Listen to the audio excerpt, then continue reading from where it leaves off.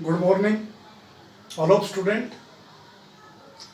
आज हम आरसीसी में अगला वीडियो लेक्चर जिसका topic limit state of collapse in flexor unit second code 303। इससे पहले मैंने आपको लिमिट स्टेट ऑफ कोलैप्स और लिमिट स्टेट ऑफ सर्विसिबिलिटी बताई थी। अब अगर लिमिट स्टेट ऑफ कोलैप्स की बात करते हैं, फ्लेक्सर भी हो सकता है, कंप्रेशन भी हो सकता है, टोर्सन भी हो सकता है, शियर भी हो सकता है। तो यहाँ पर बहुत इंपॉर्टेंट है बेंडिंग बीम और स्लैब के लिए limit state of collapse in flexor और या बेंडिंग। इसमें कुछ अजम्पशन है। शुरू करने से पहले इन अजम्पशन के अंदर ही बहुत सारे प्रश्न छिपे हुए हैं। इन्हीं अजम्पशन में अगर आप इन्हीं अजम्पशन को ढंग से देखेंगे तो बहुत सारा कंसेप्ट या प्रश्न समझ सकते हैं। जैसे पहली assumption, plane section remain plane before and after bending. सोम के अंदर भी आपने पढ़ी है ये। इसके अंदर भी अजम्पशन है कि plane section remain plane before bending after bending, यानी लोड बिना डाले हुए लोड डालने के बाद ये plane. It means strain diagram linear. Strain diagram linear means अगर ये सेक्शन है तो लोडिंग होने के बाद हल्का सा ये होगा और ये सेक्शन प्लेन ही रहेगा। ये सेक्शन, इसकी कोई कर्व वगैरह नहीं होगी, तो स्ट्रेन डायग्राम लीनियर। पहली अजम्पशन। ये अजम्पशन WSN में भी है और LSN में भी है। तो ये अजम्पशन बहुत इंपॉर्टेंट है ये आपकी कि strain diagram linear. It means यानी न्यूट्रल एक्सिस पर स्ट्रेन 0। अब strain proportional to distance from end. जैसे जैसे न्यूट्रल एक्सिस से डिस्टेंस बढ़ता जा रहा है वैसे स्ट्रेन बढ़ती जा रही है और मैक्सिमम स्ट्रेन कहाँ हो जाएगी? आउटर मोस्ट फाइबर पर, और ये डिस्टेंस हो जाएगा आपका न्यूट्रल एक्सिस की डेप्थ।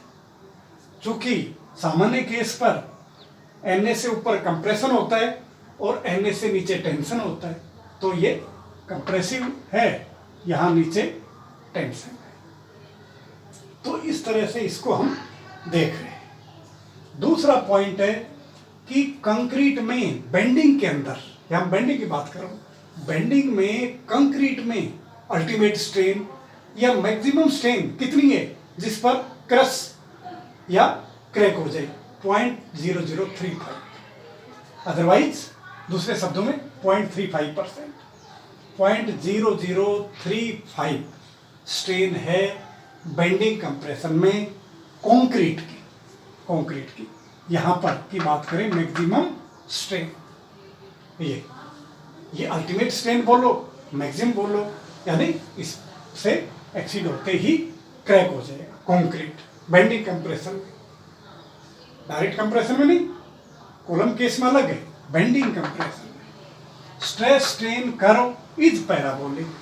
अगर कंक्रीट की मैं आपसे बात करूं, स्ट्रेस स्ट्रेन कर्व, इससे पहले लेक्चर में मैंने विद डायग्राम आपको बताई थी। सामान्य तौर पर कोड क्या मानता? पैराबोलिक। लेकिन ये ट्रेंगुलर भी हो सकती है, ट्रेपेजोइडल भी हो सकती है और किसी भी कोई सूटेबल शेप हो सकती है। लेकिन फिर भी कोड जिसको सूटेबल मानता है वो पैराबोलिक है।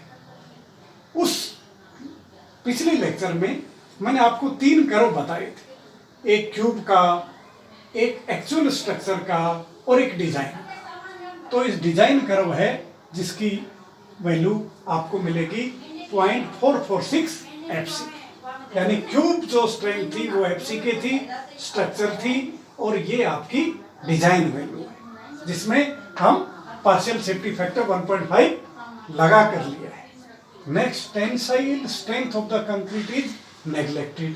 जो कंक्रीट की टेंसाइल स्ट्रेंथ है, अगर मैं Na से नीचे बात करूं, न्यूट्रल एक्सिस से नीचे मैं देखूं, अगर ये कंक्रीट है तो इसकी टेंसाइल स्ट्रेंथ नेग्लेक्टेड है।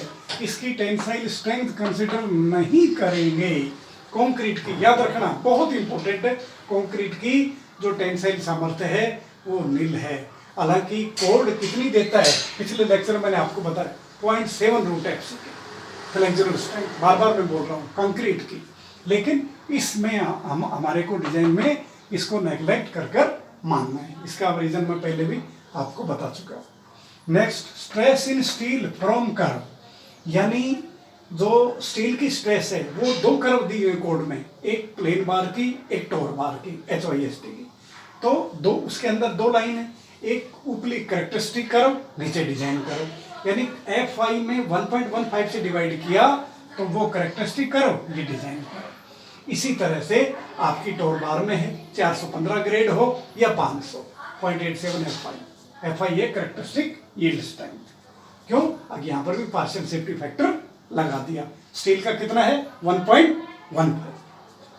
मैक्सिमम, ये बहुत important, maximum strain in steel at the time of failure, failure के वक्त स्टील के अंदर स्ट्रेन कितनी हो। यहां क्या लिखा है कोड में? नोट लेस देन, इससे कम नहीं, ज्यादा हो सकती है, 0.002 प्लस 0.87 FI/ES। ES का मान है, मैंने आपको पहले बताया हुआ है, 2 × 10⁵ MPa है सभी स्टील का। FI 250 हो सकती है, 500 हो सकती है, 415 हो सकती है, 550 हो सकती है, 600 हो सकती है। तो इस तरह से ये स्ट्रेन की वैल्यू निकल कर आएगी स्टील की फेलियर के वक्त, इससे कम नहीं होना चाहिए। हालांकि ये इसको देखते हैं तो ये मानो कि टोर बार के लिए, लेकिन कोड इस तरह से नहीं बोलता है कि प्लेन की एक टोर की, सभी स्टील के लिए है। माइल्ड स्टील है तो भी ये मानता है यील्डिंग होनी चाहिए, टोर बार है तो भी, यानी ये तो 0.2% प्रूफ स्ट्रेस है, और स्ट्रेन क्या होती है? Stress upon E। तो इस तरह से ये, अब अगर इसकी यहाँ 415 रखो और यहाँ ये वैल्यू रखेंगे 2 × 10⁵ तो ये वैल्यू 0.0038 आएगी, लेकिन कंक्रीट की कितनी है? 0.0035, और 415 स्टील की कितनी है? 0.0038। और अगर मैं 500 रखूंगा तो ये शायद 0.0042 के आसपास जाएगी। नोट लेस देन, इससे ज्यादा होगी, इससे कम नहीं होगी। ये प्रश्न आपको अच्छी तरह से याद करना है। तो इस तरह से 6 अजम्पशन है जिनको आपको याद रखना है। आखिर ये सारी अजम्पशन एज ए प्रश्न बन रही है। आखिर स्ट्रेन डायग्राम क्या होगा, स्ट्रेस डायग्राम क्या होगा, कितनी स्ट्रेन होगी कंक्रीट में, कितनी स्ट्रेन होगी स्टील में, शेप कैसी होगी, डिजाइन कर्व कौन सी होगी, क्यूब क्या होगा। तो इस तरह से ये बहुत सारी है। दूसरा पॉइंट हम बात करते हैं न्यूट्रल एक्सिस। तो इसमें न्यूट्रल एक्सिस को हम रिप्रेजेंट करते हैं XU से। XU is the depth of angle. Neutral axis की डेप्थ कहां से? टॉप से, टॉप फाइबर से। इफेक्टिव डेप्थ कहां से? टॉप से सेंटर ऑफ द स्टील तक। ये AST है, टेंशन जोन में, area of steel in tension. कितने भी बार हो सकते हैं, 2, 3, 4, 12 के हो सकते हैं, 16 के हो सकते हैं, 20 के। ये विड्थ ऑफ द सेक्शन।